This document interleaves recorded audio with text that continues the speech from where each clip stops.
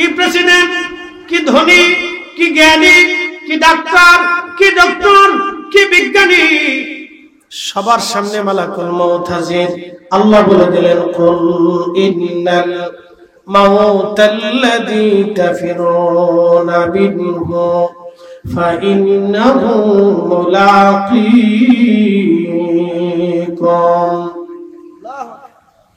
হুজুর আপনি বলে দেন, মৃত্যু থেকে আমার বান্দারা পালা।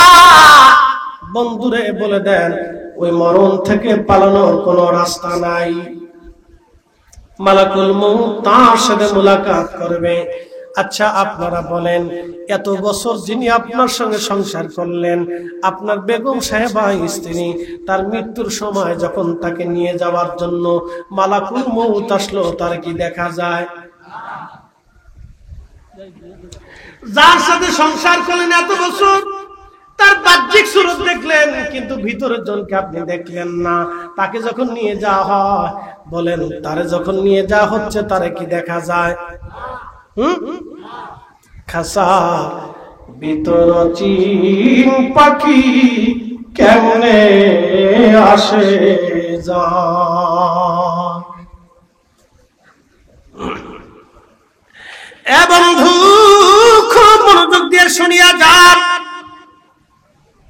আপনার ভিতর থেকে যখন রূহ নামক ইঞ্জিন নিয়ে যাওয়ার জন্য আজরাইল আসবে, আজরাইলকে আপনি ছাড়া অন্য কেউ দেখে না। পাশে ডাক্তার বসে আছে, পাশে ভাই বসে আছে, বন্ধু বসে আছে, কেউ দেখে না, কিন্তু আপনি দেখতেছেন। আহা, সেই দিনটা কত ভয়ঙ্কর হবে, কত যন্ত্রণাদায়ক হবে। আল্লাহর নবী ডাক দেয়া বলেন, উম্মত পাপিষ্ঠ যারা, তাদের দেহ থেকে রূহ নিয়ে যাওয়ার সময় আজরাইল আলাইহিস সালামের বিকট চেহারা হয়। আসমান গরমর, গগন বিদারিক কঠিন চেহারা নিয়ে আজরাইল গর্জন মেরে মেরে আসতে থাকে। তখন ওই রূহটা ছটফট করতে করতে পুরা বডির মধ্যে দৌড়াইতে থাকে, এখানে যায় সেখানে যায়, পুরা বডির মধ্যে দৌড়ায়।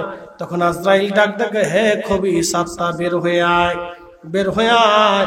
তখন আজরাইল আলাইহিস সালাম তার বুকের মধ্যে চাপ দিয়ে ধরে খবিস রূহটাকে বের করে নেওয়ার জন্য খুব জোর করতে থাকে, কিন্তু সে পালানোর চেষ্টা করে।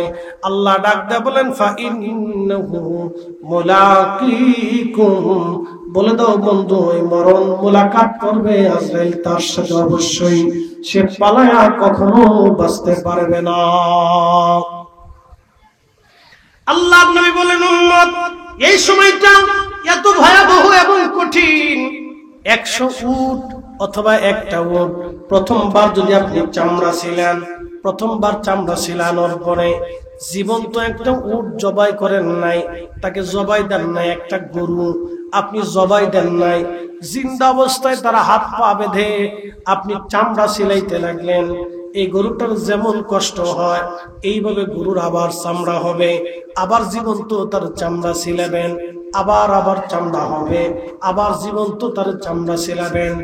এইভাবে 100 বার একটা গরু অথবা একটা উট জীবন্ত অবস্থায় চামড়া ছিলাইলে যেমন কষ্ট হয়, খবিস মুনাফিক বেঈমান পাপিষ্ঠদের মৃত্যুটা, কাফেরদের মৃত্যুর যন্ত্রণা ওই রকম হতে থাকে। খুবই ভয়ঙ্কর মৃত্যুর যন্ত্রণা তার হতে থাকে। এত ভয়ঙ্কর মৃত্যুর যন্ত্রণা, এই যন্ত্রণা কিয়ামত পর্যন্ত তার শরীরে বর্তমান থাকে, কখনোই যন্ত্রণা তার শেষ হয় না। এত কঠিন মৃত্যু, এত কঠিন বুল্লার মুসলমান, মরণ এত কঠিন, মৃত্যু এত কঠিন।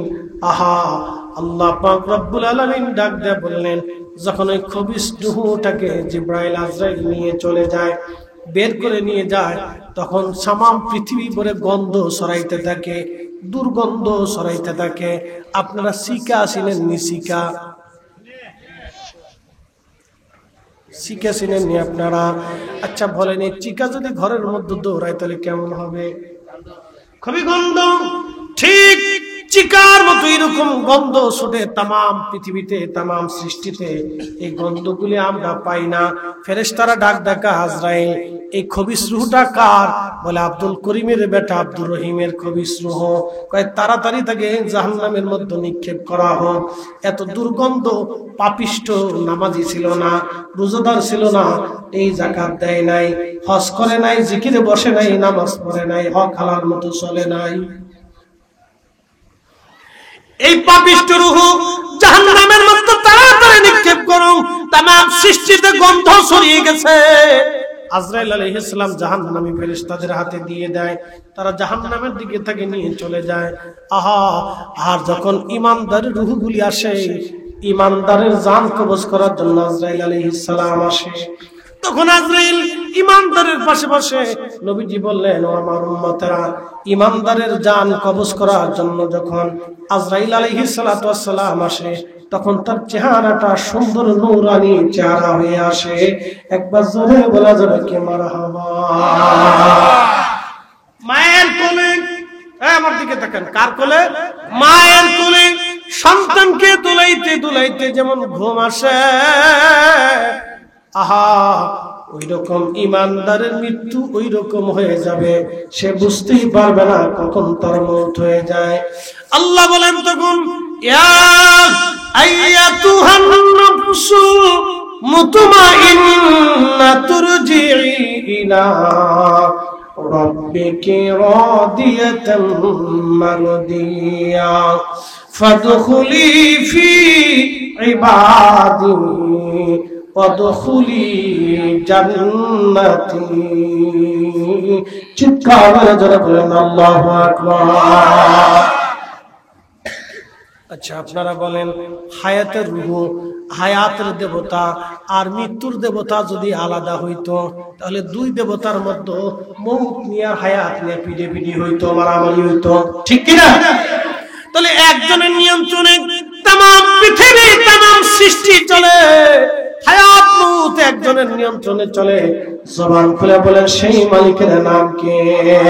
আসেন জবান খুলে সেই মালিকের কিছু সময় আমরা জিকির করি, আল্লাহ আল্লাহ আল্লাহ, একসাথে জবান খুলে আল্লাহ আল্লাহ আল্লাহ আল্লাহ আল্লাহ আল্লাহ আল্লাহ আল্লাহ আল্লাহ আল্লাহ আল্লাহ আল্লাহ আল্লাহ আল্লাহ আল্লাহ আল্লাহ আল্লাহ রে দুলো বাংলা দেখনা চাহি আল্লাহ আল্লাহ আল্লাহ আল্লাহ আল্লাহ আল্লাহ আল্লাহ আল্লাহ আল্লাহ আল্লাহ পরো পরো ডাক পৌঁছলে পরো পরো ডাক পৌঁছলে পরো এ তুই কে দে জালা পরো এ তুই কে দে জালা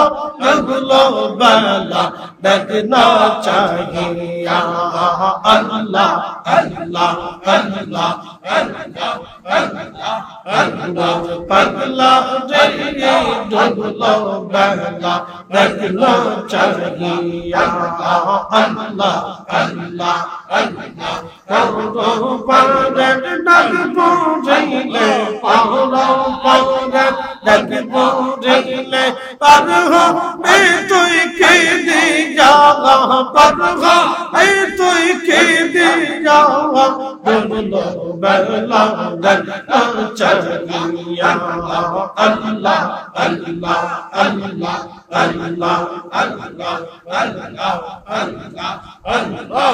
শব্দের জীবন হেলাই হেলাই শেষ হইতে চলিলাম, নামাজ রোজা জিকির ফিকির কিছুই নাহি হইল, রংতামা শহীদিন কাটাইলা, রংতামা শহীদিন কাটাইলা, আল্লাহর জিকির করলা না, আল্লাহর জিকির করলা না, ডুবলো বেলা দেখনা চাহিয়া আল্লাহ আল্লাহ আল্লাহ আল্লাহ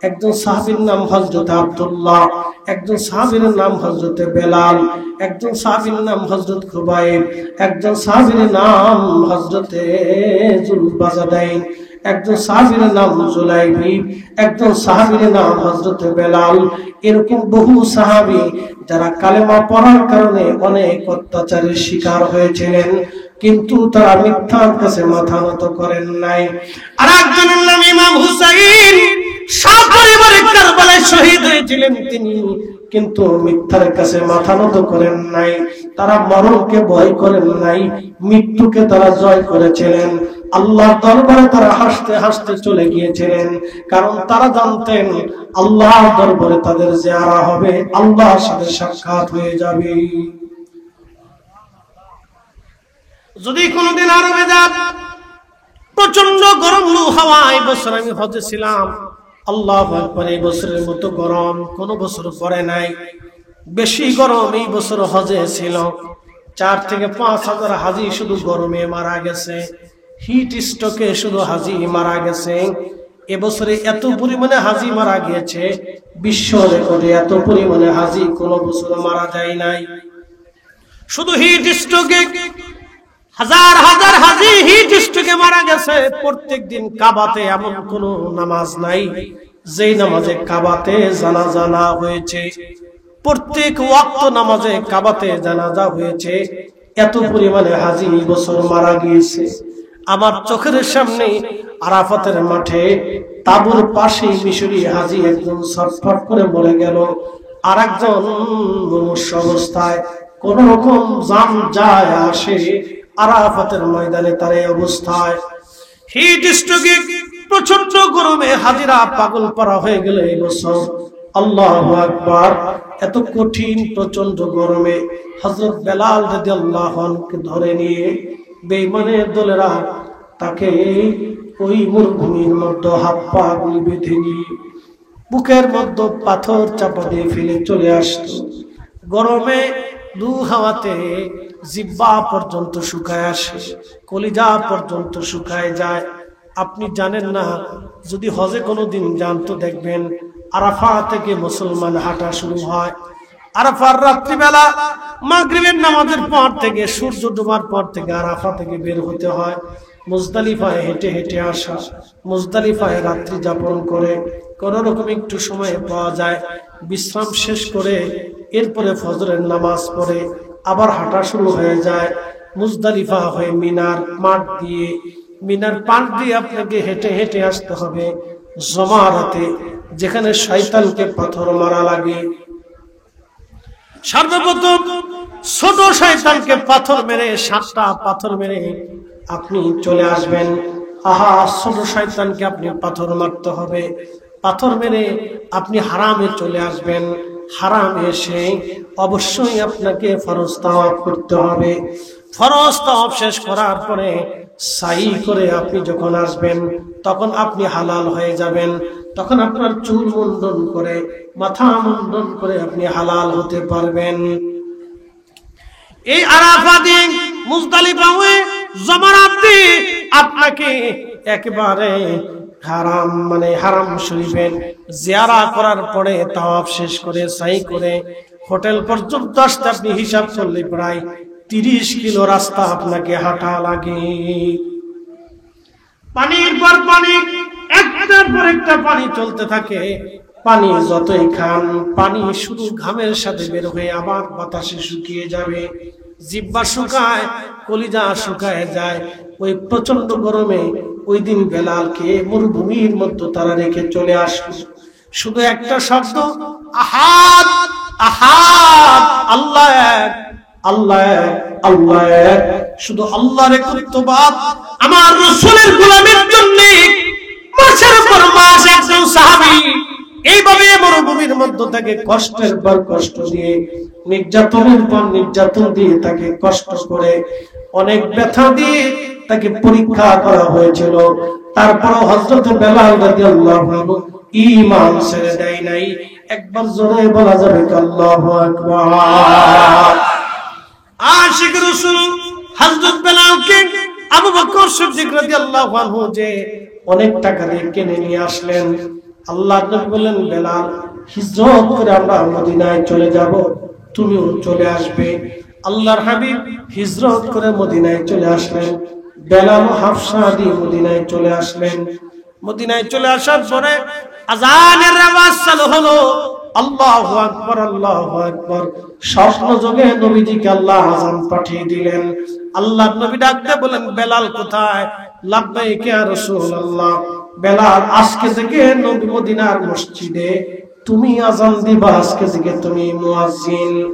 অথচ বেলাল কিন্তু আরবি ছিলেন না, তিনি আজমি ছিলেন, তিনি হাবশী ছিলেন, আফ্রিকার ইথিওপিয়ার দেশের মানুষ ছিলেন। তিনি হযরত বেলাল রাদিয়াল্লাহু আনহু, তিনি ইথিওপিয়ার দেশের মানুষ, কেনিয়ার দেশের মানুষ। ওখান থেকে তিনি মক্কায় বহুদিন তিনি আরবি জানতেন, কিন্তু পরিশুদ্ধভাবে বলতে পারতেন না। আযান শুরু হলো, আযানের ভিতরে বেলালের সহি হতো না। আশহাদুর জায়গা কোন বর্ণনা আছে আশহাদুর জায়গা আশহাদু পড়তেন বেলাল। আযান বিশুদ্ধ হতো না, কিন্তু আল্লাহর নবী তার বিশুদ্ধতার দিকে তাকান নাই, নবী আমার প্রেমের দিকে তাকিয়েছেন। বেলাল ভুল হইলেও বেলালের হৃদয় ছিল শুদ্ধ। কথা বলেন ঠিক কিনা? তার প্রমাণ আমি দেই। আগের যুগে 3 গ্রাম মিলে একটা মসজিদ ছিল, অথবা 2 গ্রাম মিলে একটা মসজিদ, অথবা বিরাট একটা গ্রামের একটা মসজিদ ছিল।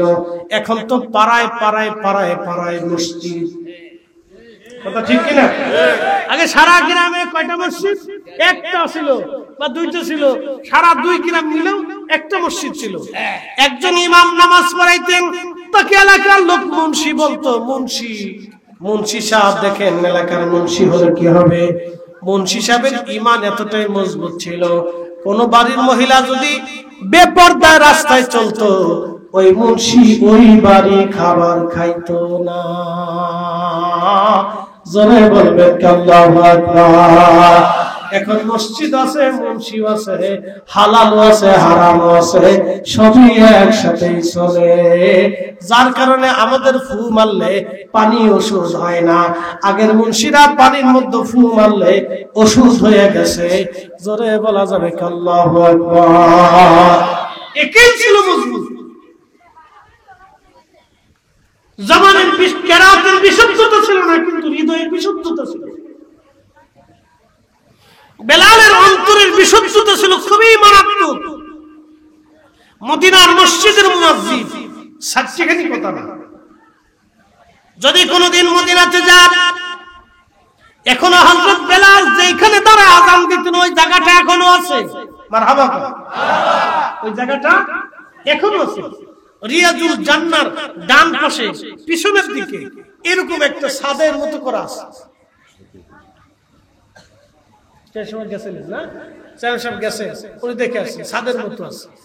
এইরকম একটা ছাদের মতো এতটুকুনি হবে।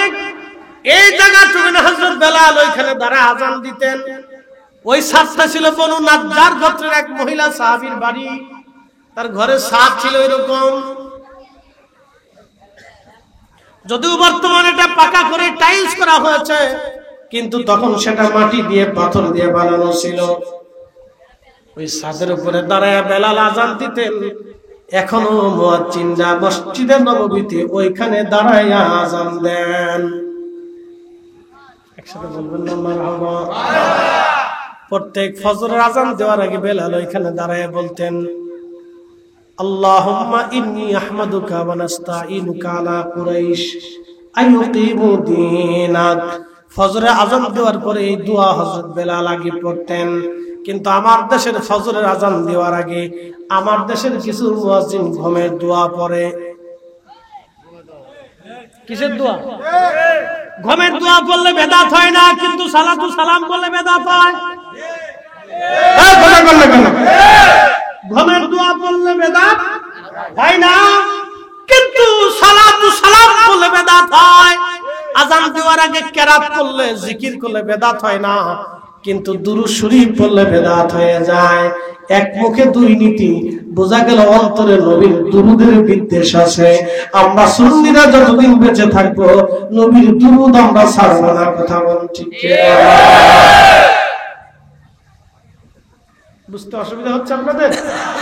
বুঝে যাবে, কষ্ট হচ্ছে বেশি রাত হয়ে গেছে আমার, একটু ধৈর্য ধরেন 10টা মিনিট। আজান দিলেন বেলাল। আজানের মহিমা, আজানের ফয়জুদ এত কঠিন ছিল যে সাহাবে کرام ঘরের ভিতরে বসে থাকতে পারতেন না, উনি আজান দিলেন। এত মারাত্মক আকৃষ্ট করত ওনার আজান। খালি মুখে আজান হতো, আজানের ফয়জুদ এতই মারাত্মক ছিল বেলালের। আল্লাহ বেলালকে দিয়ে হাসরের মাঠে আজান দেওয়াবে, জান্নাতের ভিতরে আবার আল্লাহ আজান দেওয়াবে। বেলালের আজান শুনে জান্নাতীরা মুগ্ধ হয়ে বসে থাকবে। হাসরের মাঠে বেলাল আজান দিবে রে, ওই আজানে হাসরবাসীরা কাঁদতে থাকবে। একবার জোরে বলবেন কি মারহাবা। আহা, পৃথিবীর যত মুয়াজ্জিন কিয়ামতের ময়দানে বেলালের সাথে তাদের হাসর নাসর হবে। সুবহানাল্লাহ কি বাড়ি যাইয়া। দুনিয়ার যত মুয়াজ্জিন কিয়ামত পর্যন্ত পৃথিবীতে মসজিদ আজান দিবে, সব মুয়াজ্জিনরা কিয়ামতের মাঠে হযরত বেলালের পিছনে দাঁড়াবে। আর দুনিয়ার যত কারি আছে কোরআন তেলাওয়াত করে, সব কারীরা হাসরের মাঠে উবাই ইবনে কাবের পিছনে দাঁড়াবে। দুনিয়ার যত বীর যোদ্ধা ছিল সব বীর যোদ্ধারা কিয়ামতের ময়দানে হযরত আলী রাদিয়াল্লাহু আনহুর পিছনে দাঁড়াবে। দুনিয়ার যত শহীদ ছিল সব শহীদরা কিয়ামতের মাঠে সাইয়্যিদুশ শুহাদা আমির হামজা রাদিয়াল্লাহু আনহুর পিছনে দাঁড়াবে। দুনিয়ার যত ন্যায়পরায়ণ শাসক, রাজা, বাদশা, মাতব্বর, সরদার যারা বিচার করতেন ন্যায় বিচার, কিয়ামতের ময়দানে হযরত ওমর রাদিয়াল্লাহু আনহুর পিছনে দাঁড়াবে। দুনিয়ার যত জাহিদ, আবিদ, সালিহ, ওলি যারা ছিলেন তারা কিয়ামতের ময়দানে আবু যর গিফারি রাদিয়াল্লাহু আনহুর পিছনে দাঁড়াবে। দুনিয়ার যত ভদ্র শরীফ আল্লাহওয়ালা ব্যক্তি বুজুর্গ সব কিয়ামতের ময়দানে হযরত আবু বকরের পিছনে দাঁড়াবে। দুনিয়ার যত দানশীল ব্যক্তি যারা ছিলেন কিয়ামতের ময়দানে হযরত উসমান গনি রাদিয়াল্লাহু আনহুর পিছনে দাঁড়াবে। একবার জোরে বলবেন কি মারহাবা। বুঝে যান ও আর শুনে যান, সব মুয়াজ্জিন বেলালের পিছনে যাবে। আজানটা কেমন ছিল? আল্লাহর নবীর দরবারে ইন্তেকাল মোবারকের পরে আবু বকরের জামানাতে বেলাল সিরিয়া থেকে দামেস্ক চলে গেলেন, মদিনা থেকে দামেস্ক চলে গেলেন সিরিয়া। বহুদিন ঘুমের মধ্যে দেখে রাহমাতুল লিল আলামিন নবীজি বেলালের ঘরে তশরীফ এনেছে। নবীজি ডাক দিয়ে বলেন, বেলাল রে, কেমন জুলুম তুমি শুরু করছো আমার সঙ্গে, কেন তুমি আমার জিয়ারতে আসো না রে বেলাল? আমি নবীর জিয়ারতে আই রে বেলাল, কতদিন হলো তুমি আমার জিয়ারতে আসো না? স্বপ্ন নবীজি ডাকতেছে, বেলাল আহা, আজকে একজনকে ওয়াজ করতে শুনলাম, আমি ভদ্রলোক ওয়াজ করতেছে, নবীরে দেখলে জান্নাতে যাবে তার কোনো প্রমাণ নাই। লা হাওলা ওয়ালা কুওয়াতা ইল্লা বিল্লাহ। আল্লাহ মিশকাতুল মাসাবির ভিতরে হাদিস এসেছে, হযরত ওমর রাদিয়াল্লাহু আনহু বলেছেন, আল্লাহর নবী বলেছেন, যে আমাকে দেখলো সে জান্নাতি, যে আমাকে দেখছে তাকে যে দেখলো সেও জান্নাতি, যদি তাদের মতো ঈমান থাকে। একবার জোরে বলবেন কি মারহাবা।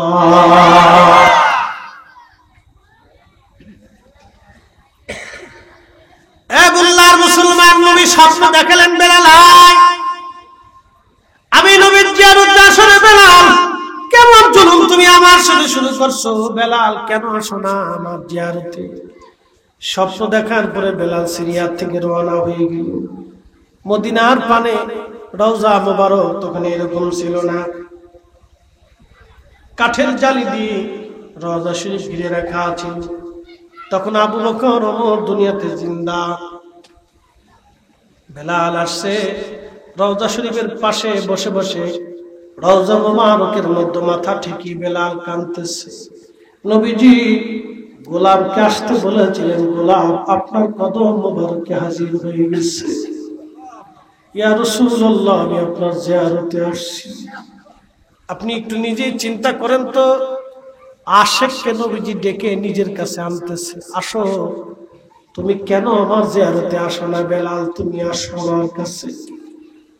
আল্লাহর নবী বেলালকে কতটা ভালোবাসলেন, ইন্তেকালের পর নবীজি জিয়ারত করার জন্য বেলালকে নিজের কাছে ডেকে নিয়ে আসছে।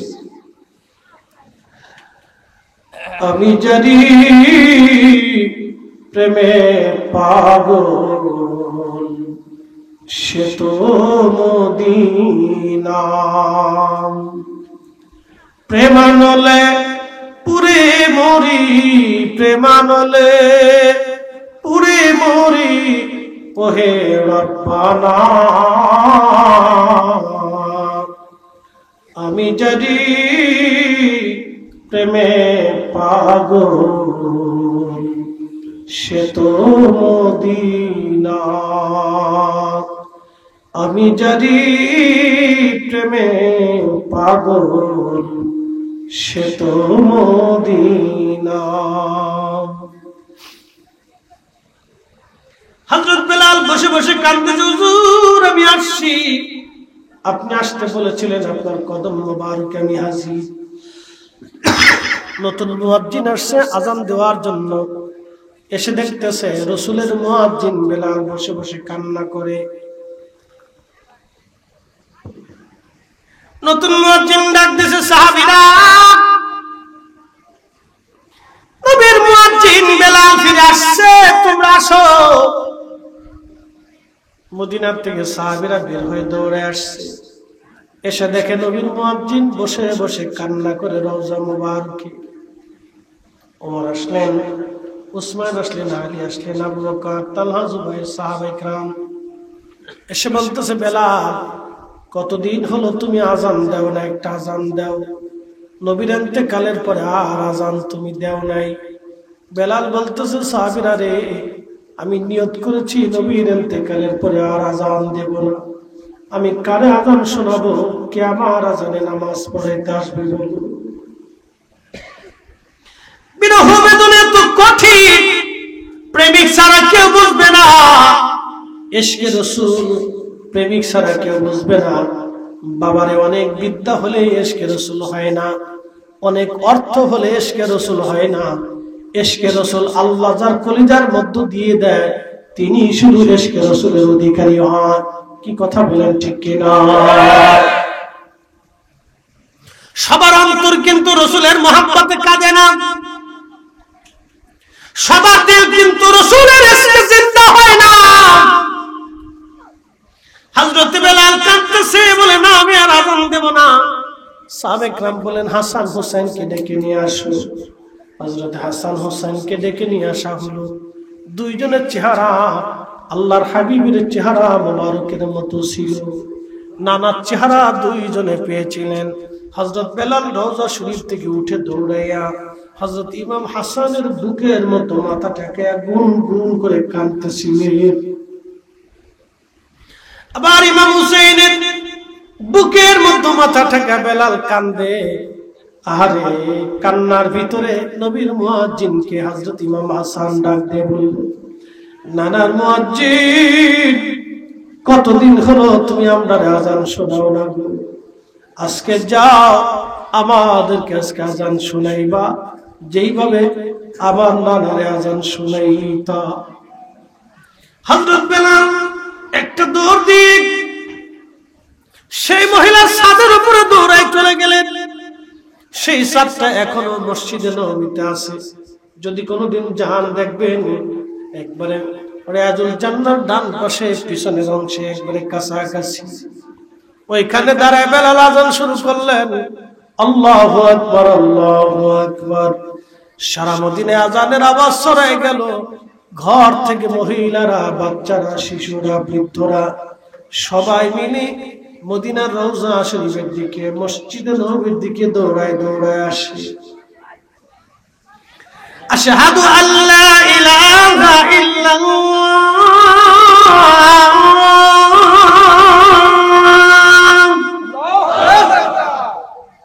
সারা মদিনার ভিতরে কান্নার রোল। নবী কি ফিরে আসছে বুঝি? নবী বুঝি ফিরে আসছে, নবী বুঝি ফিরে আসছে রে। ইমাম তাকিউদ্দিন সুবকি আশিফাউস সাকামের ভিতরে তিনি লেখেন, সারা মদিনায় মানুষের ভিতরে আওয়াজ এসে গেল, নবী বুঝি ফিরে আসছে রে, নবী বুঝি ফিরে আসছে, নবী বুঝি ফিরে আসছে। মদিনার মহিলারা কান্না করে, বাচ্চারাও কান্না করে, যুবকরাও কান্না করে, মদিনার মানুষ কান্না করে, সাহাবীরা গুন গুন করে কান্না করে, সারা মদিনায় কান্নার আওয়াজ বেড়ে গেল, নবী বুঝি আসছে রে, নবী বুঝি ফিরে আসছে। হযরত বেলাল যখন আযান দিলেন, আশহাদু আন্না মুহাম্মাদার রাসূলুল্লাহ,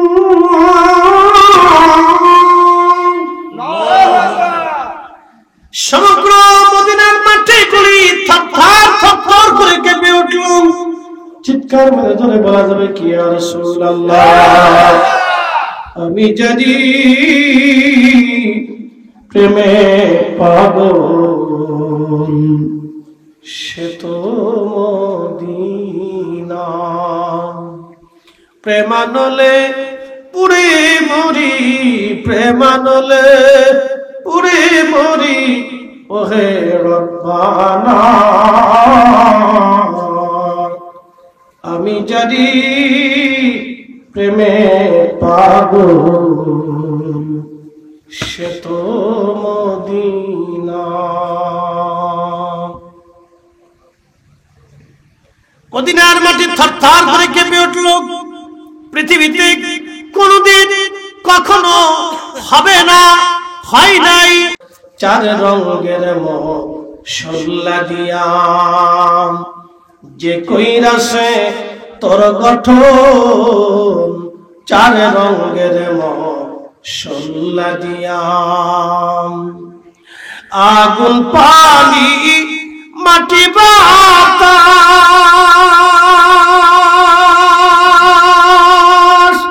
একযোগে করিয়া প্রকাশ, আগুন পানি মাটি বাতাস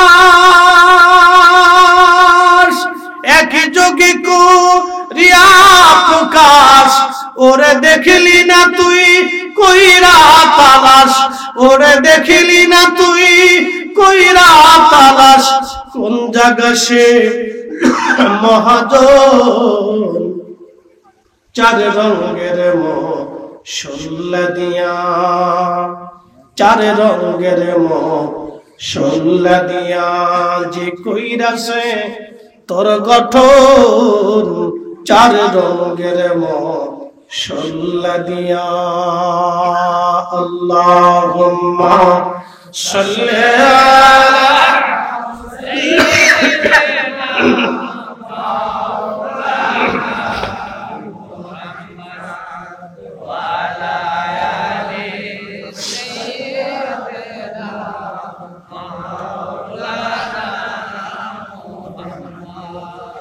বুঝতে কি কোনো অসুবিধা?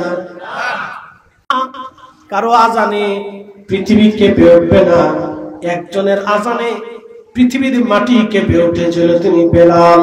বেলাল বেলাল বুঝেন তো, ওই দিন যদি মদিনার মাটি এইভাবে কেঁপে উঠছে, তাহলে মদিনার মানুষের হালত কি হয়েছিল বুঝতেই পারতেছেন। সাহাবীরা পাগল পারা হয়ে যেখানে সেখানে তারা বসে বসে কান্না করতেছিল, রাসূল কি আমাদের মাঝে আবার ফিরে আসছেন?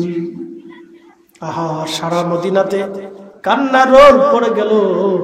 বেলাল অজ্ঞান হয়ে পড়ে গেলেন, আর তিনি আজান দিতে পারেন নাই, কোনদিন আর তিনি আজান দেন নাই। আমার প্যারা নবীর ইন্তিকালের পরে একটা আজান তিনি দিয়েছিলেন, ওই এক আজানে মদিনাতে মনে হয়েছিল কিয়ামত হয়ে যাচ্ছে। মদিনার মানুষগুলি পাগল করা হয়ে গিয়েছিল।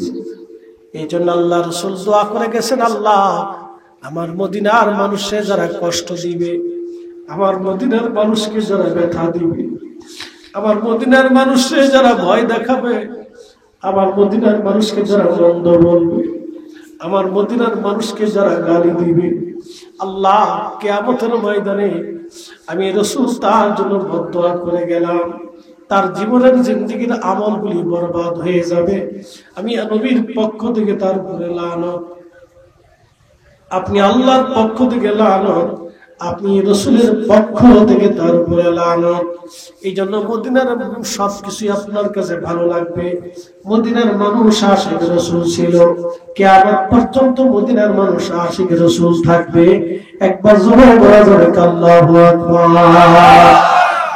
মদিনার মানুষ কিয়ামত পর্যন্ত আশিক রাসূল হয়ে থাকবে, কারণ রাসূল কারীমের রওজা মুবারকের হাওয়াগুলি মদিনায় সারা।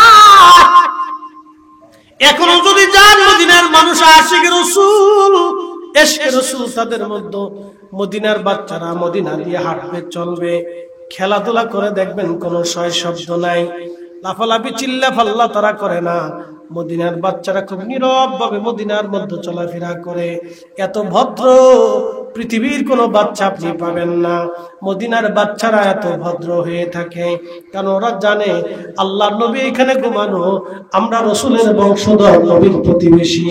ওদের মতো শরীফ এবং ভদ্র পৃথিবীতে আর কোথাও আপনি পাবেন না। একবার জোরে বলবেন আল্লাহু আকবার। এসেছেন যত নবী সকলের ইমাম, সালাম নবী তোমায় হাজারো সালাম।